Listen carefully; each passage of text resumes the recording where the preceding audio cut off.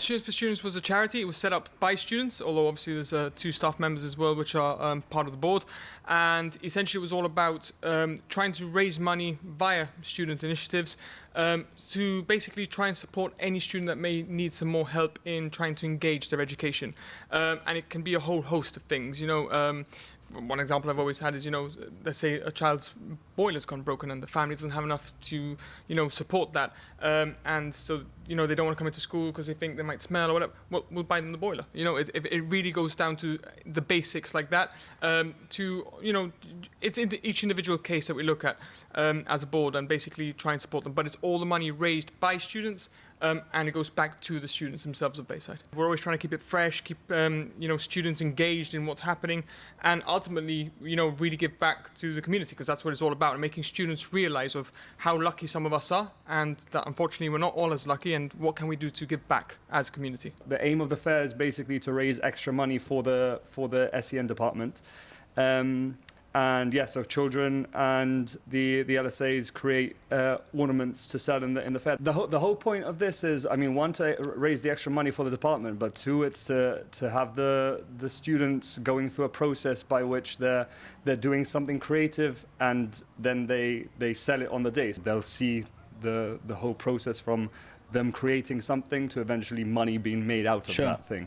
So I think it's quite an important process, and skills are to be learned throughout that process. We've organised many events so far. The spinathon is our biggest one. That's kind of like the main event of the week. Yeah, no, I think, yeah. Yeah, definitely.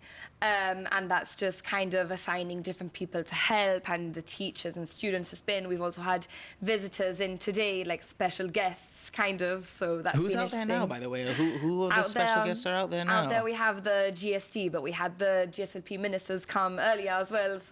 But we've also held events such as a bake-off for the year 12s and 13s, and we're also fundraising this Wednesday and Thursday in Morrison's and Eroski from 9 a.m. to 7:30 p.m.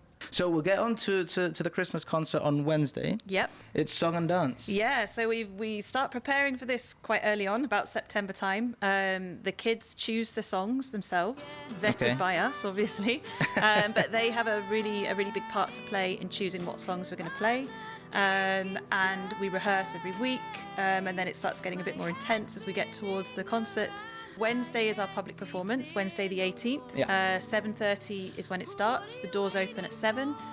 Tickets can be bought on the night, priced at £5. And yeah, it promises to be a really good show. Initially, when we started the spinathon, it was to sort of raise some funds for charity, because we always ask our senior students to do something for the community beyond the school. So that's basically how it started. And then back then, head student and the deputy head student wanted to start a charity. So from then onwards, we've done the spinathon for Students for Students.